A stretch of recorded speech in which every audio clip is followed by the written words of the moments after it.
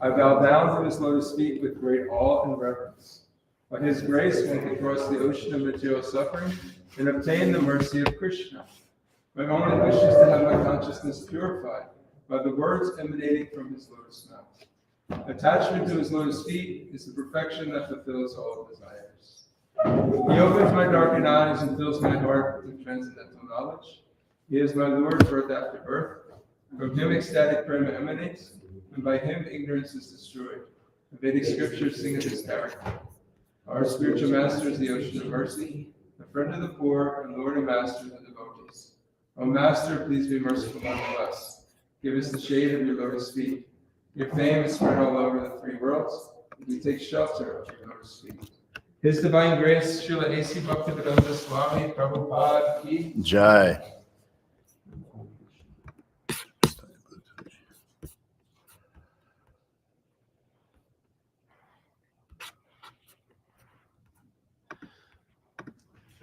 Hare Krishna.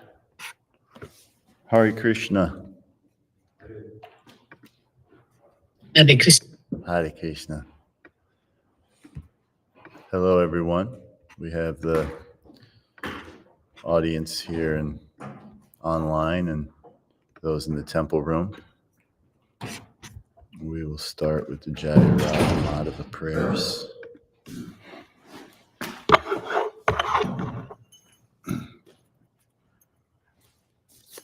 Jaya Radha Madhava Kunja Bihari. Jaya Radha Madhava Kunja Bihari.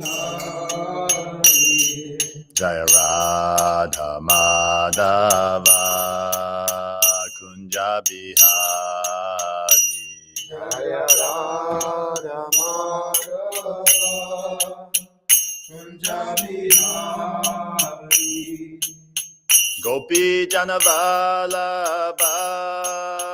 Giri Vadadari. Gopi Jana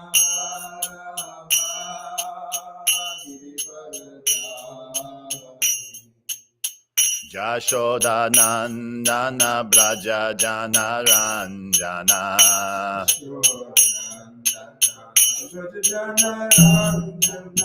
Yashoda Nandana Braja Jana Ranjana.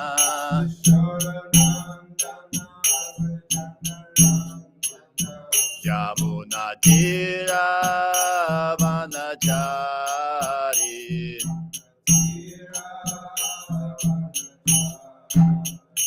Munatira Vanachari.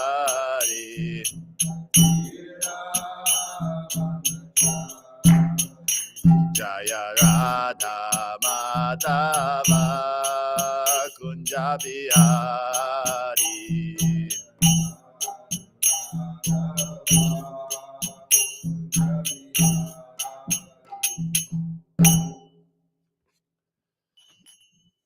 Jai Om Vishnupad Paramahamsa Pravrajaka Acharya Stota Stata Shri Srimad His Divine Grace Srila A.C. Bhaktivedanta Swami Maharaj Prabhupada Ki Jai.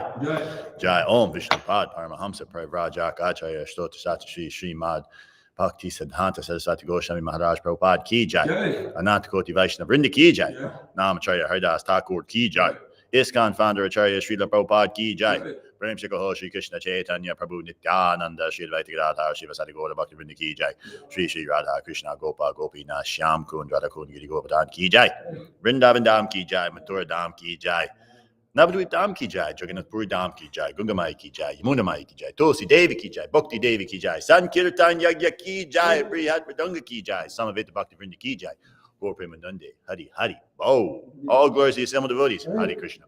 All glories to the assembled devotees. Hari Krishna. All glories to the assembled devotees. Hare Krishna. All glories to Sri Sri Guru and Sri Gauranga. Hari Hari Bo. Namo Om Vishnu Padaya Krishna Prasthaya Bhutale Shrimati Bhaktivedanta Swami Namaste Saraswati Dev Gaudavani Vachalini Nirvasi Shunyavadi Paschati Deshatadine. Okay. Om Namo Bhagavate Vasudevaya. Om Namo Bhagavate Vasudevaya. Om Namo Bhagavate Vasudevaya. Om Namo Bhagavate Vasudevaya. Om Namo Bhagavate Vasudevaya. Om Namo Bhagavate Vasudevaya. We're studying the Srimad Bhagavatam, Canto 2, Chapter 6, Verse 6. We'll start with the Sanskrit. One second here. Okay. Bhavoloka palanam. Bhavaloka Palanam. Prayasa shema karmanam. Prayasha Shema Karmanam. Bhavoloka palanam. Bhavaloka Palanam. Prayasa shema karmanam. Prayashema Karmanam. Bhavoloka palanam. Bhavaloka Palanam. Prayasa shema karmanam. Prayasha Shema Karmanam. Devotees, please. Bhavaloka Palanam. Bhavaloka palanam. Prayasha Shema Karmanam. Karmanam. Bhavaloka Bhavaloka palanam. Prayasha kshema karmanam. Bhavaloka palanam. Prayasha kshema karmanam. Okay, synonyms. Ask. Would anyone like to say the verse, chant the verse from online? Bhavaloka palanam. Bhavaloka palanam. Prayasa kshema karmanam. Prayasha kshema karmanam. Bhavaloka palanam. Bhavaloka palanam. Prayasa kshema karmanam. Prayasha Shema Karmanam.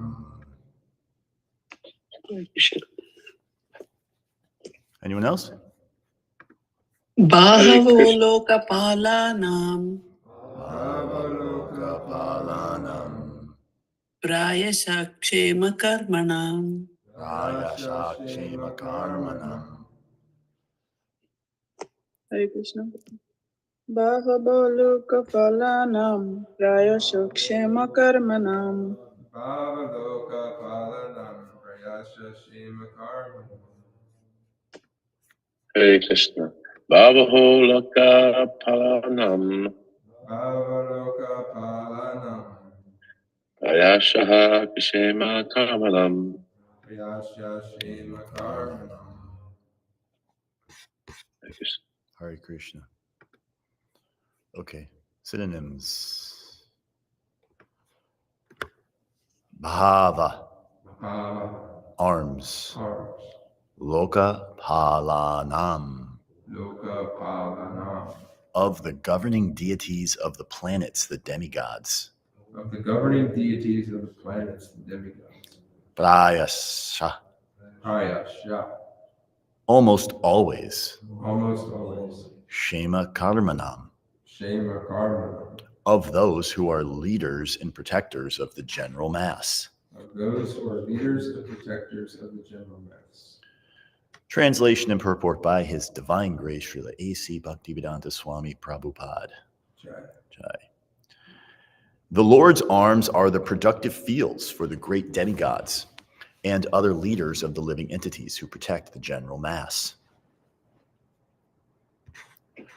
This important verse of Srimad Bhagavatam is corroborated and nicely explained in the Bhagavad Gita 10:41-42 as follows. Yad yad vibhutimat sattvam Srimad urjitam eva va tat tad eva gachatvam mama tejo masha sambhavam Atava bahu naitena kim janatena tarvajuna vishtabhayam idam krishnam ekashnena steto jagat. There are many powerful kings, leaders, learned scholars, scientists, artists, engineers, inventors, excavators, archaeologists, industrialists, politicians, economists, business magnates, and many more powerful deities or demigods like Brahma, Shiva, Indra, Chandra, Surya, Varuna, and Marut, who are all protecting the interests of the universal affairs of maintenance in different positions, and all of them are different powerful parts and parcels of the Supreme Lord. The Supreme Lord, Sri Krishna,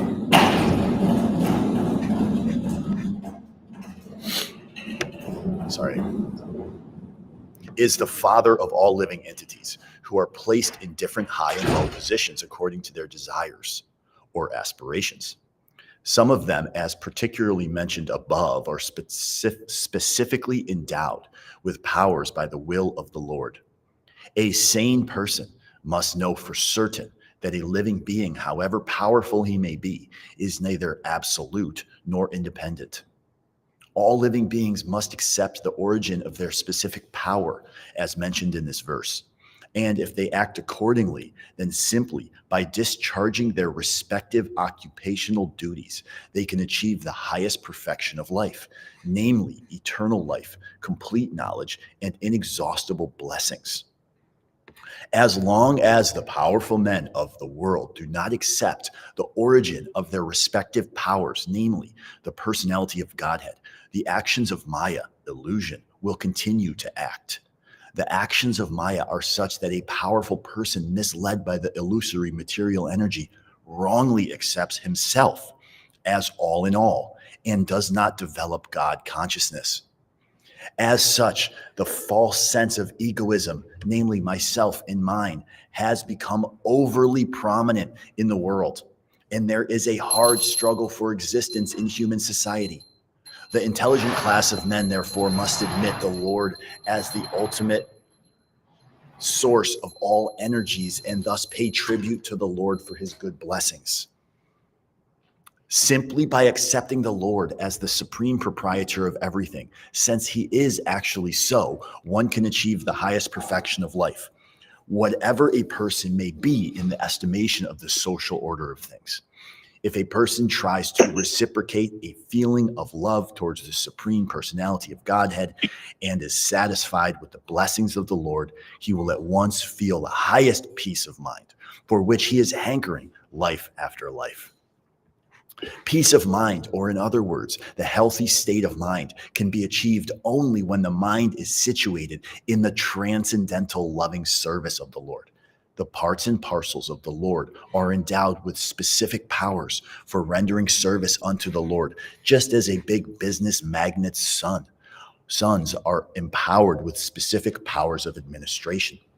The obedient son of the Father never goes against the will of the Father, and therefore passes life very peacefully in concurrence with the head of the family, the Father. Similarly, the Lord being the Father, all living entities should fully and satisfactorily discharge the duty and will of the Father as faithful sons. This very mentality will at once bring peace and prosperity to human society. Jai. Om Jnana Timirandasya Gananjana Shalakaya Chakshulan Militam Jaina Tasmai Shri Gurave Namaha Shri Chaitanyam Hano Bhishnam Stapitam Jaina Bhutale Svayam Rupa Kadhamayam Dadati Svapandantikam Nama Om Vishnu Padaya Krishna Prastaya Bhutale Srimati Bhakti Vikasha Swami Iti Namine Namaste Saraswati Devi Godavani Pachalini Nirvishisha Sunyavari Paschati Deshatarine Nama Om Vishnu Padaya Krishna Prastaya Bhutale Srimati Bhakti Vedanta Swami Iti Namaste. Hare Jai Shri Krishna Chaitanya Prabhu Nityananda Shri Advaita Gadadhar Shiva Sari Gaura Bhakta Vrinda Hare Krishna Krishna Krishna Hare Hare Hare Rama Rama Rama Hare Hare.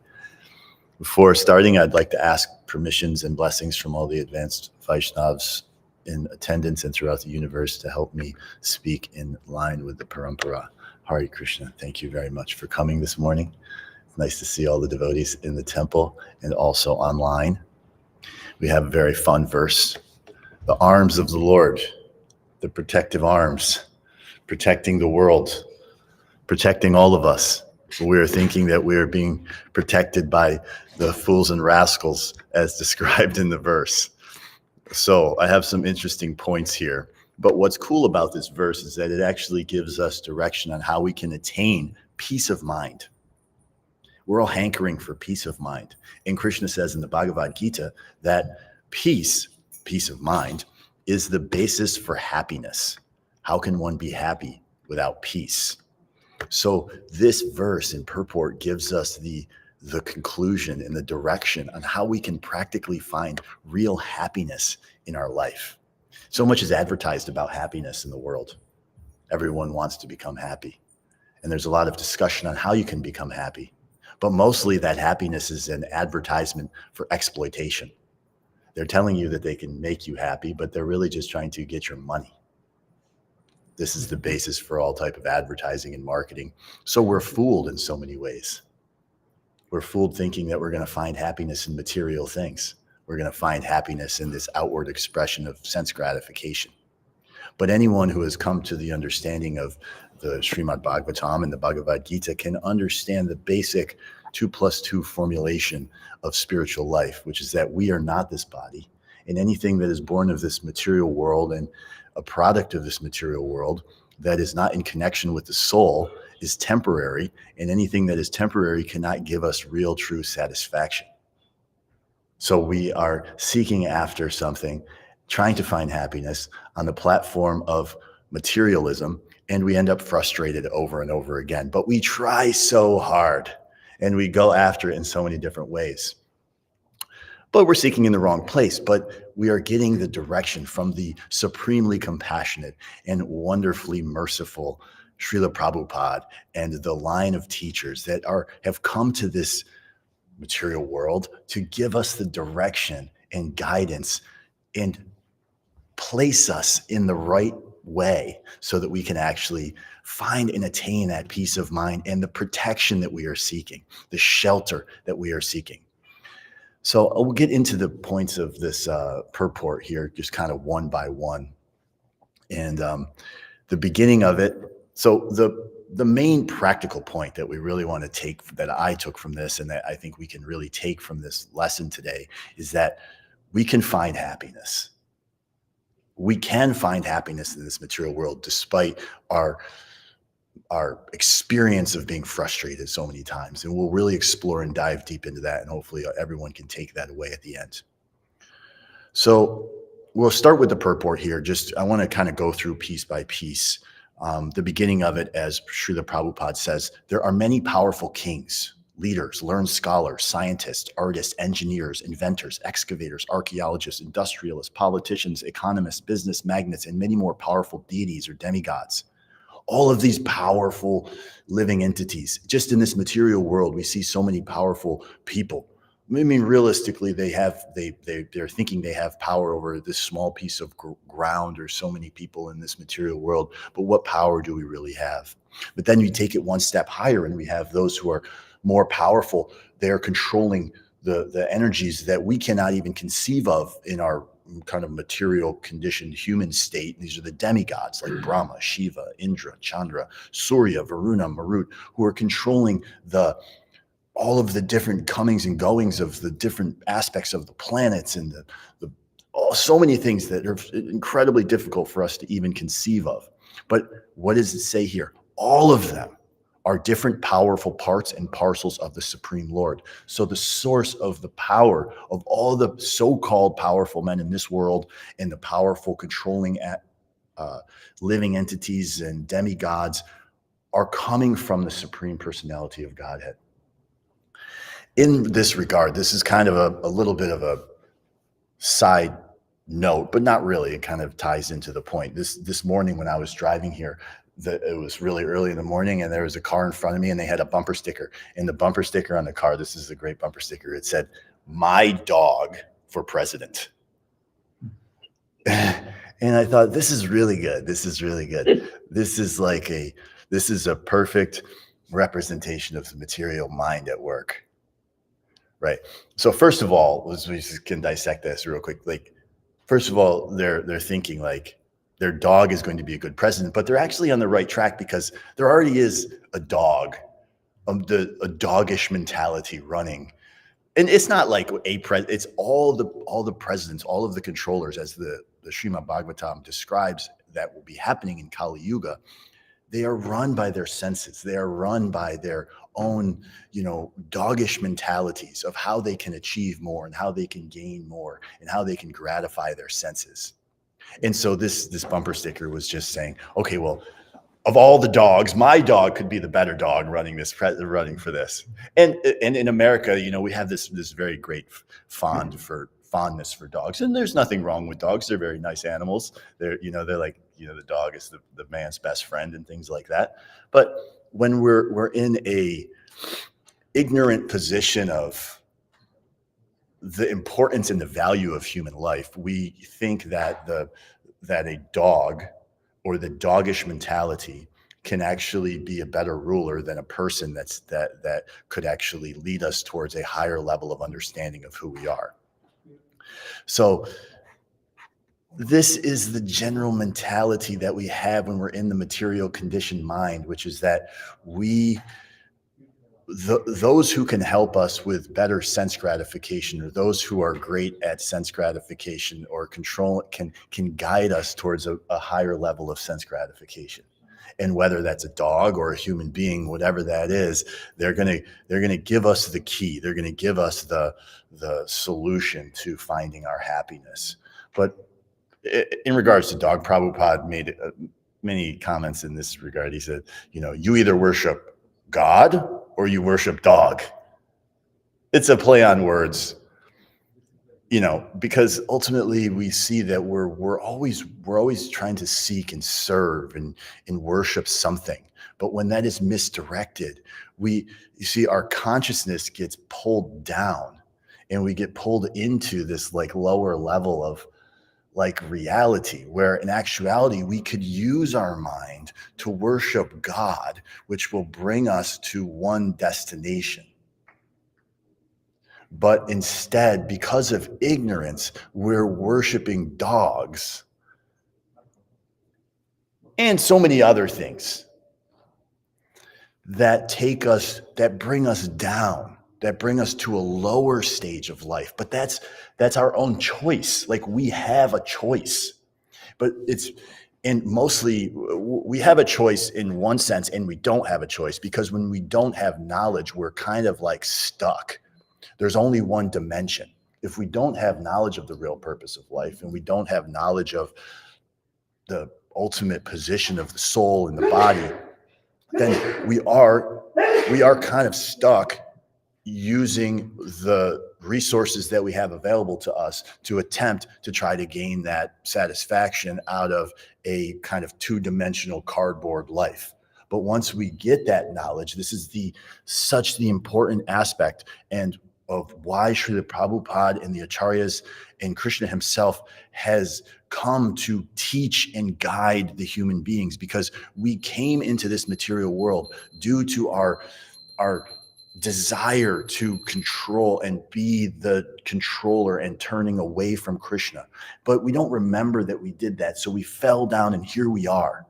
So now, by getting the knowledge, we actually have a choice. We have an opportunity to come out of the ignorance that will ultimately lead us to more repeated suffering, repeated birth, repeated death, repeated old age and disease. But no one really wants that. But Krishna consciousness is it's, speaking of dogs, or every other living entity, Krishna consciousness is ultimately not just for the human beings. It's for all living entities, because we are all part and parcel of Krishna. So in that sense, all souls, all living entities are part and parcel of the Supreme. And in that way, we all have a common Father. And it's an interesting story. Even a dog was liberated actually by in Chaitanya Leela, right? Does anyone remember that story? Shivananda Sain, he had a dog. Shivananda Sain was a householder. He was very close associate of Lord Nityananda and Lord Chaitanya. And so Shivananda Sain somehow got this street dog. And he was so happy and he loved it. I mean, he loved this dog. He even paid for the dog to take the ferry across the river and really took care of this dog. And somehow the dog got connected with Lord Chaitanya when he was coming back from Vrindavan to Jagannath Puri. And as he made his way back, somehow Shivananda Sain didn't realize that the dog he didn't know what happened to the dog. And he got separated from Lord Chaitanya. But when Shivananda Sain caught up with Lord Chaitanya in Jagannath Puri, he saw the dog and he saw Lord Chaitanya giving the dog coconut pulp, actually remnants of his prasad.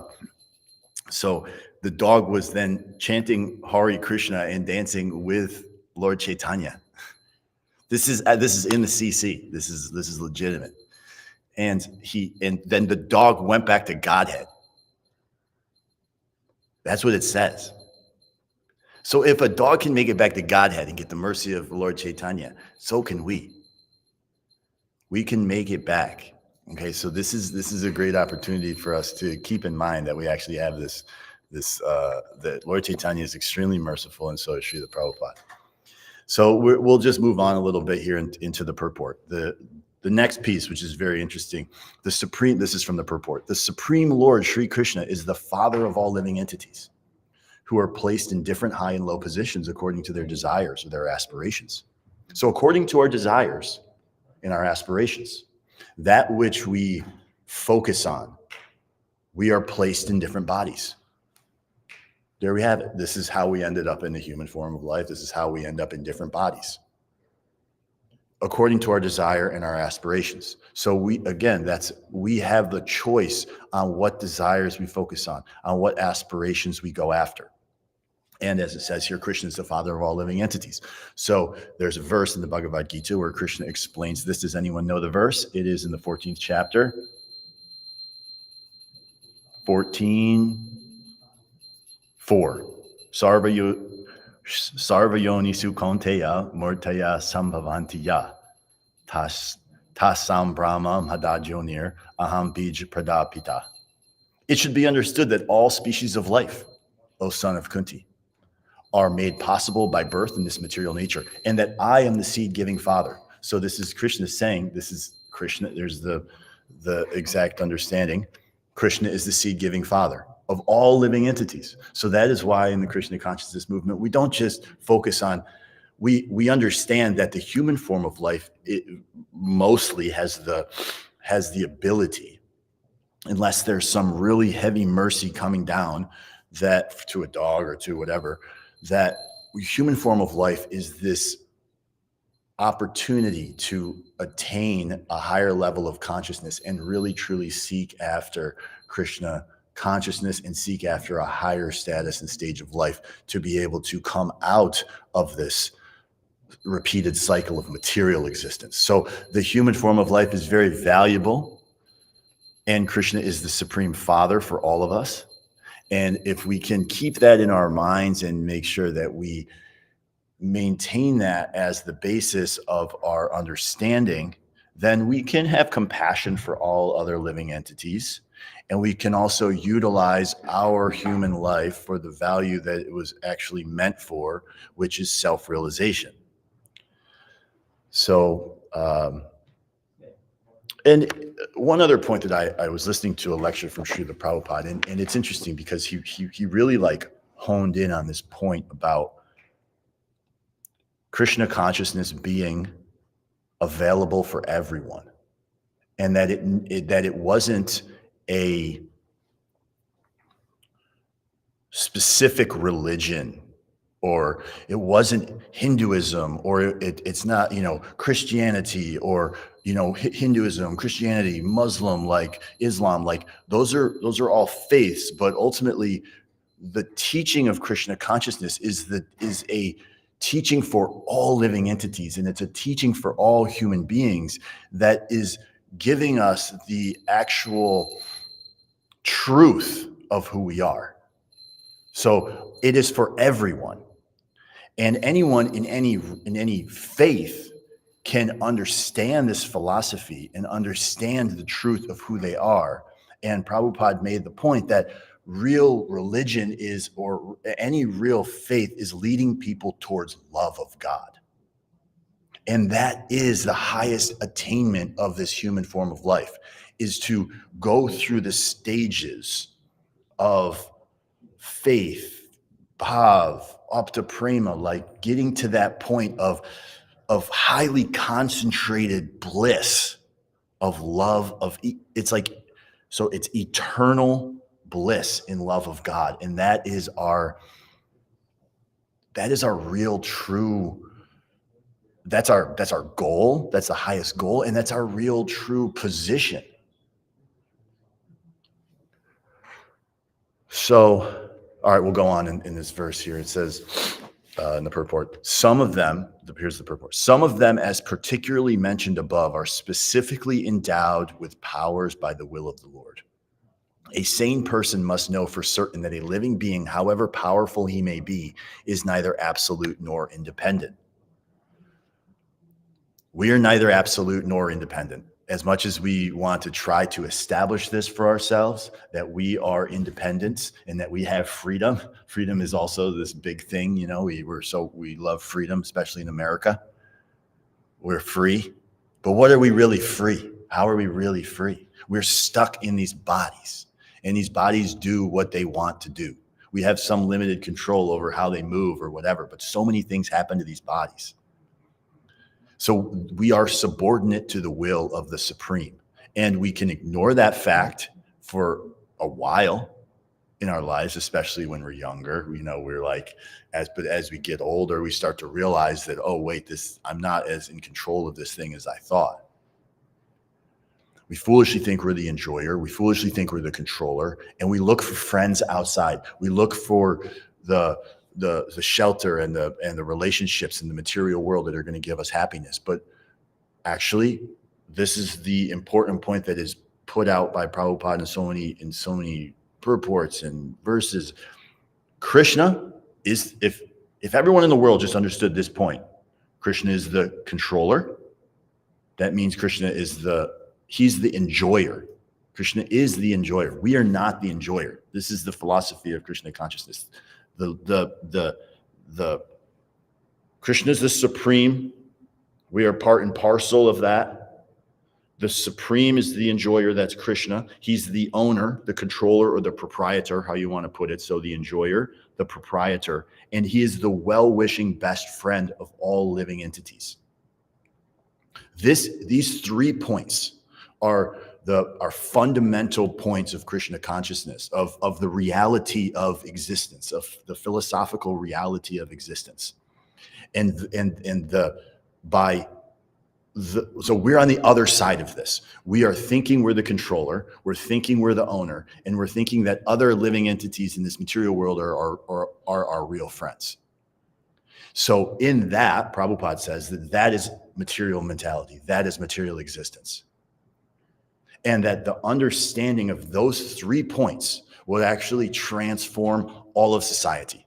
And it's the misunderstanding of the actual position, bless you, of the actual position of Krishna and the jiva that is creating all the havoc that we see in the world from a societal level and from an individual level. So we can't do so much on a societal level. We can, but ultimately what we can really make a difference on is on our own individual level. So by understanding those points, it's not just understanding. It's like being in a place of realization. So to get to that real realization, because it's so deeply ingrained in us, we actually have to do sadhana. We have to have a practice. We have to decontaminate our consciousness, cleanse the dust from the mirror of our consciousness to actually be able to have that realization. Because until the practical theory and understanding of that is fully realized, we're operating from that position subconsciously, like we don't even recognize that we're doing it. So that's the practice of Krishna consciousness. That's the practice of what Srila Prabhupada has given us here. Regulative principles, chanting Hare Krishna, associating with devotees, taking prasadam. And it is like an austerity. It is like especially, it's not really that difficult. It's joyously performed. It's not complicated. It's pretty simple. Like you could organize your life in such a way and live in, stay closely connected with one of the thousands of temples, hundreds, thousands of temples, whatever it is around the world that were developed through Srila Prabhupada. But we have a very difficult time doing it, mostly because we're just being pulled here and there by all of the different aspects of material society, and we're so messed up because of where we're living in the time that we're living in. But let's go on in the verse here, in the purport. All living beings must accept the origin of their specific power as mentioned in this verse. And if they act accordingly, then simply by discharging their respective occupational duties, they can achieve the highest perfection of life, namely eternal life, complete knowledge, and inexhaustible blessings. So I think this is referring to like the varnashram system, where if you're operating inside of your varna in your ashram, this discharging your respective occupational duties, you can achieve the highest perfection of life. So ultimately, the highest perfection of life will give us complete knowledges and inexhaustible blessings. But as we go on, as long as the powerful men of the world do not accept the origin of their respective powers, namely the personality of Godhead, the actions of Maya, illusion, will continue to act. The actions of Maya are such that a powerful person misled by the illusory material energy wrongly accepts himself as all in all and does not develop God consciousness. And such, the false sense of egoism, namely myself and mine, has become overly prominent in the world, and there is a hard struggle for existence in human society. The false sense of egoism is gaining so much steam. Not that it's gaining steam, it has been gaining steam since the beginning of Kali Yuga, and it is gaining more and more steam rapidly, especially with the advent of the inauspicious social media and technology that has been developed, so that rapidly Maya and the illusion can reach people in every corner of the world, directly in their face, in every possible area of the world, and drag them down further and further and further, and deepen and strengthen this false sense of egoism, namely myself and mine, has become, and so this is becoming overly prominent. And this is Srila Prabhupada was writing this is in the 70s, this is in the 70s, early 70s. And look at what it's come to now. So what does that mean for us? We have to be very careful and aware that we understand and recognize the source of power. The source of power is not the people in this world. The source of power is not those who are making a great show at the control of this world, who have, gripped up resources and gripped up power in the political arenas, and are making a show to say that they're helping you, they're helping them, but really they're just controlling. The source of everyone's power, yours, mine, the demigods, everything, is Krishna. And this realization and this fundamental piece for us can actually guide us and direct us towards a proper understanding and a proper direction in life. So let's go on here. The intelligent class of men, therefore, must admit the Lord as the ultimate source of all energies, and thus pay tribute to the Lord for his good blessings. So many leaders is so-called paying tribute to the leaders, or to God or this or that. But what tribute? Actually, they're not acknowledging that the source of their power is really Krishna. Simply by accepting the Lord as the supreme proprietor of everything, since he is actually so, one can achieve the highest perfection of life. Whatever a person may be in the estimation of the social order of things, If a person tries to reciprocate a feeling of love towards the Supreme Personality of Godhead and is satisfied with the blessings of the Lord, he will at once feel the highest peace of mind for which he is hankering like life after life. Here we go. This right here will give us how to attain peace of mind. Reciprocating the feelings of love with Krishna. That's so, and this is very interesting, or it's great that Prabhupada put this, whatever a person may be in the estimation of social order of things.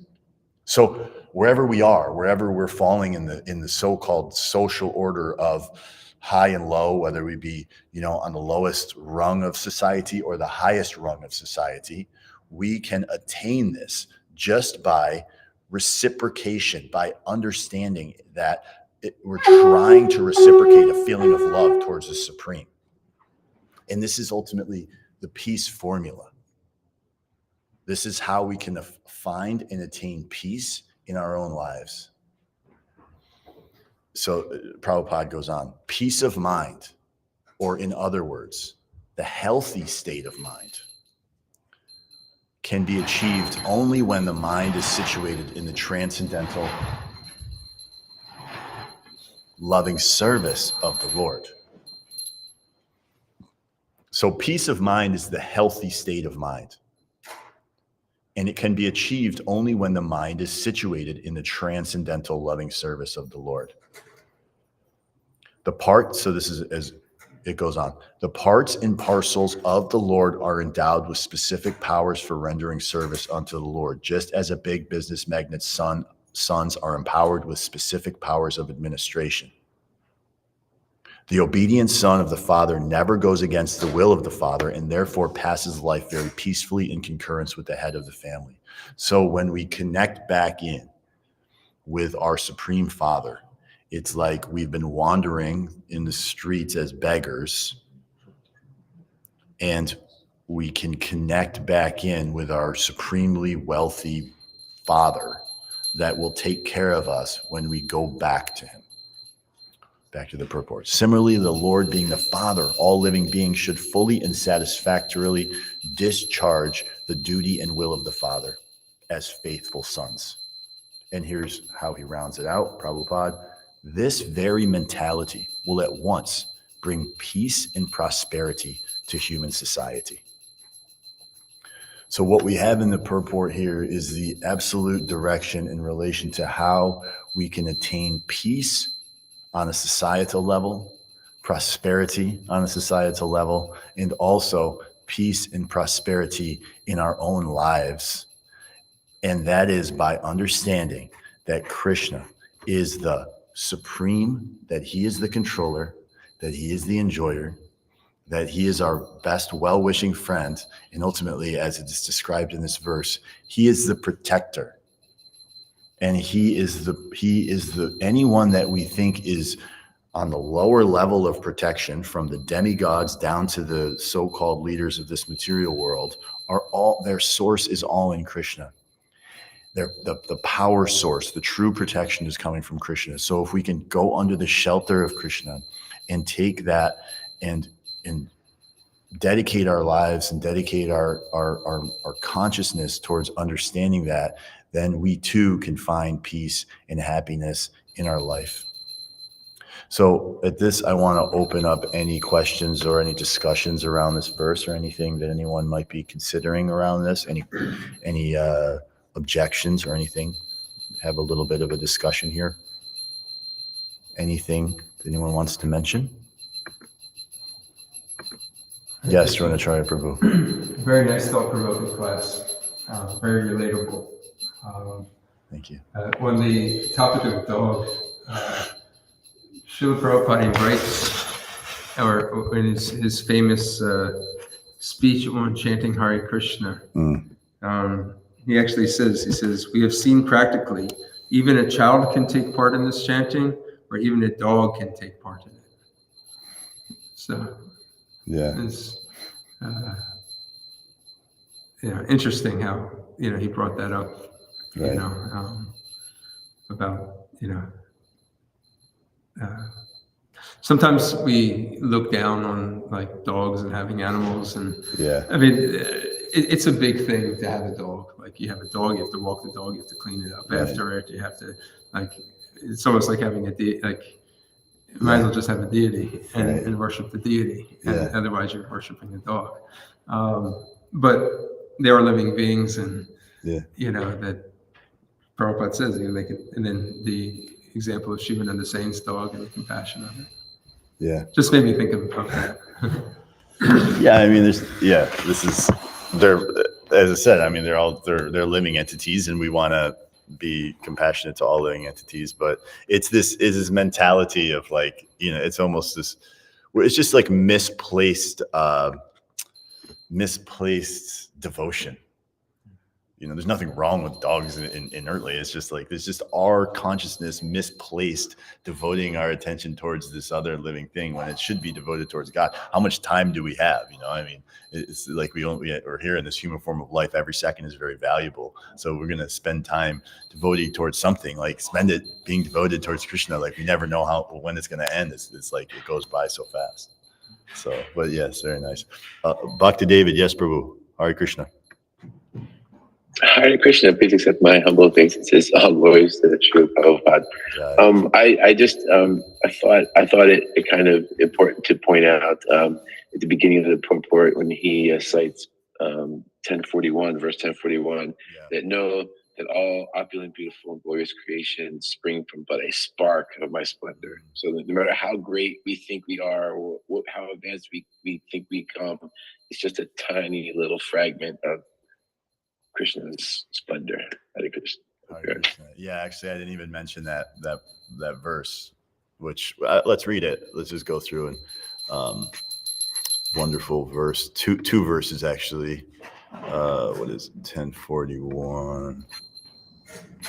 Wait, where is it? It is. Wait, hold on.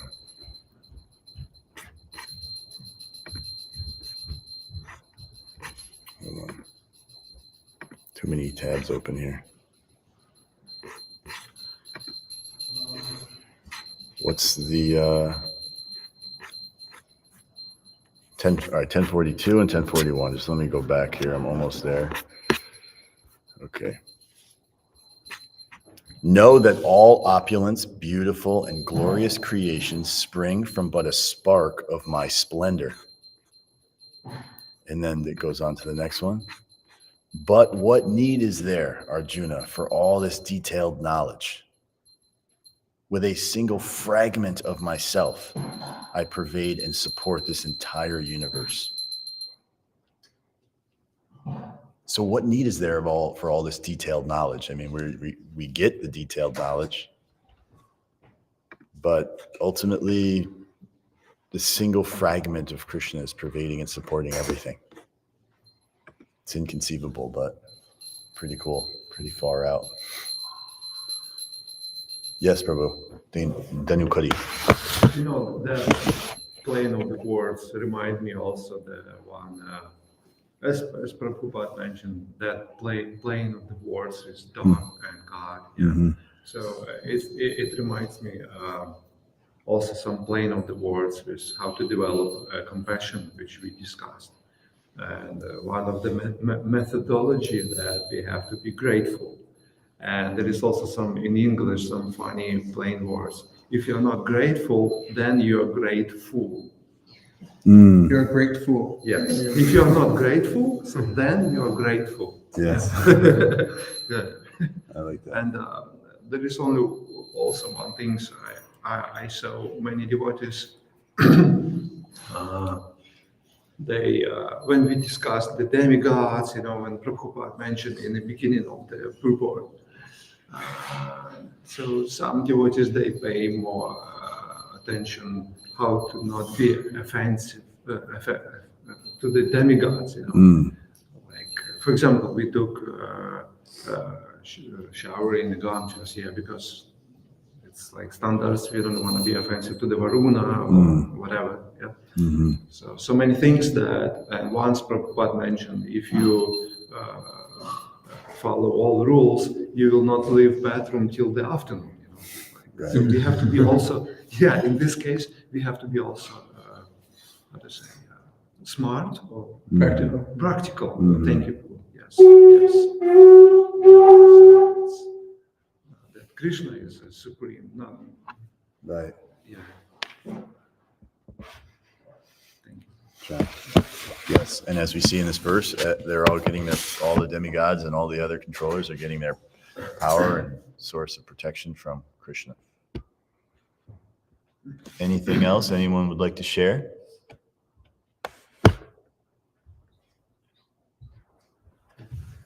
In the beginning, you'd mentioned about happiness and how that's basically what's driving all our motivation to act in anything in this world. And much of the happiness that we're lured into or trying to seek, really somebody is behind it, trying to profit from us. Buy these great sneakers, you know, and they take $5 to make, but we're going to sell them to you for $300. And and we just get lured into this. And it's just all over, you know. Yeah. We make money at our jobs, and then we're just tempted, like right away, just to spend on things. So trying to connect that into the philosophy that Krishna is the enjoyer. And how do we take that propensity of searching for happiness, wanting to fulfill this desire inside of us for satisfaction, but really understand that Krishna is the enjoyer? How do we pay tribute to Krishna? How do we not give to the just the commercialism of this world, but we give to Krishna? Like how does that convert? Like the conversion. What are your thoughts on how do we make that conversion in our life? Well, it starts. I think what's coming to my mind immediately here is by gaining a higher taste of enjoyment through the practice of Krishna consciousness, and first and foremost recognizing that there is a happiness that we can experience right here in this material world through Krishna consciousness that we've all experienced to some degree or another, that keeps us in Krishna consciousness, so that we're not allured thinking we're going to get the happiness from the commercialism and the promises that are being made, because we can see the illusion in it. So by practicing Krishna consciousness and associating with devotees, we can establish a higher sense of happiness, because we've all attempted to buy things and have, but it's like, it never really pans out the way that we think it's going to. Like, so it's just that without the higher taste, we don't have any alternative. So by maintaining that, and also I think that's why it's also said so many places, by keeping that association with devotees who are also thinking in this way, we're not falling into the association of the material energy and being kind of, swept away by it. It's very easy to be swept away by that mentality, even if we've had the higher taste. But I think just by ultimately focusing on that higher taste and doing Krishna conscious activities, kirtan, whatever inspires us, finding inspiration in Krishna consciousness and focusing on that, it helps us combat. And it's kind of, Prabhupada makes the point, it's like a battle against Maya. We're in a battle. It's an analogy or a metaphor, however you want to put it, but we're in this battle. So we do have to recognize that we have to be nimble. Yeah. And association with devotees and keeping that higher taste alive. Is that okay? Yeah.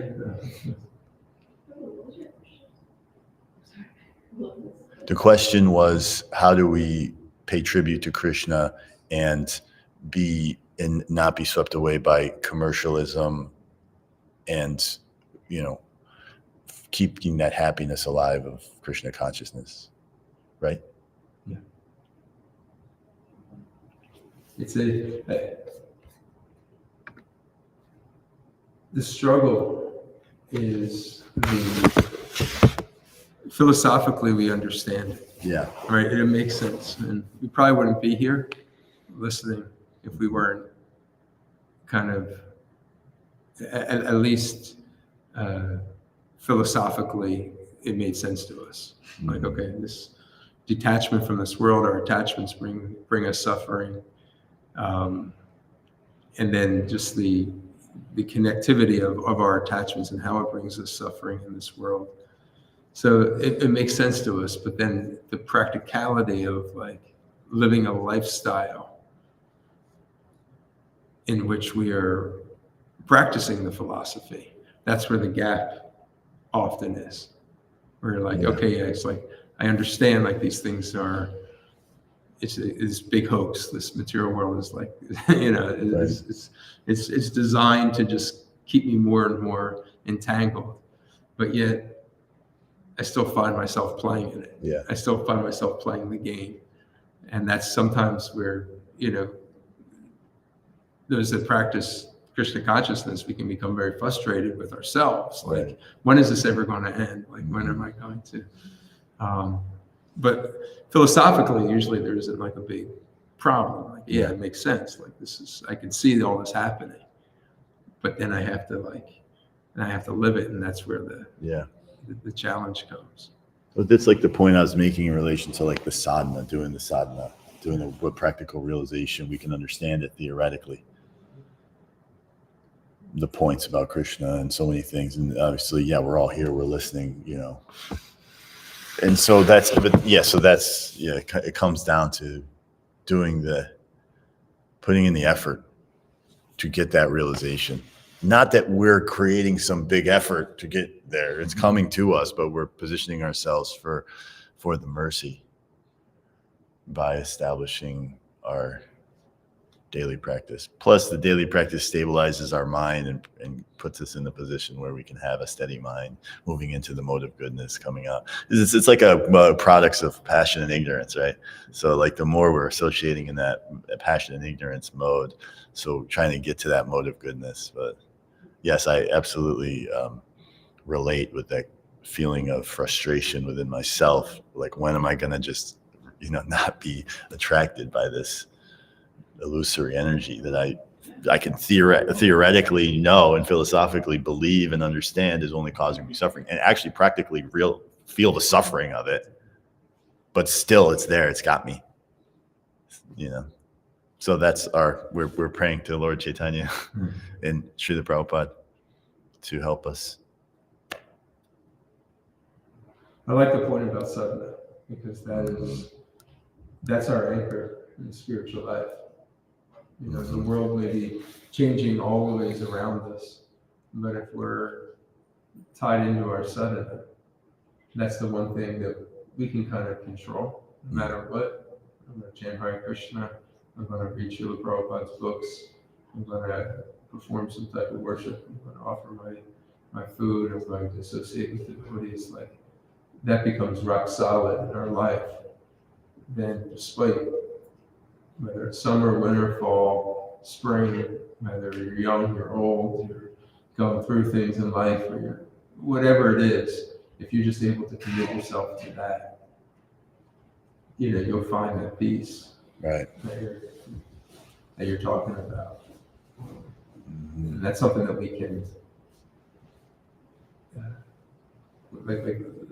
that's within our control. Exactly. Yeah, that's within our control. And so, and that requires some level of like,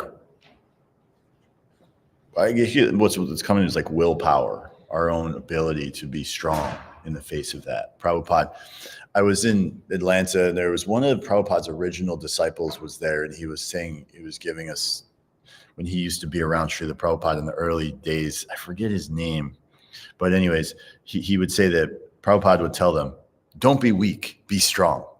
Don't be weak. Be strong. You can be strong. Don't be weak. In the face of these things, no one's got a gun to your head making you do these things. You have a choice. So we have to be strong in the face of these mental attachments and anartas that are there. And through sadhana, you know, because that's it, just coming to the point of like having a choice. We do have a choice.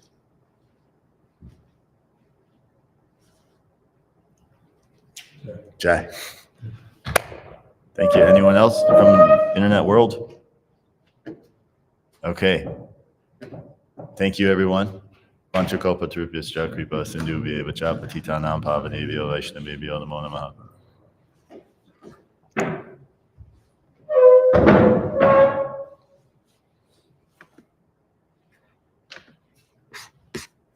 Okay.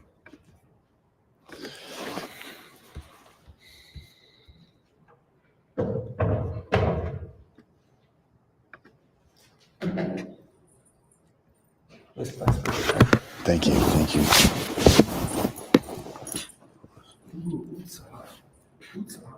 Enthusiasm, right? Yeah, enthusiasm. Hold on, I'm just gonna.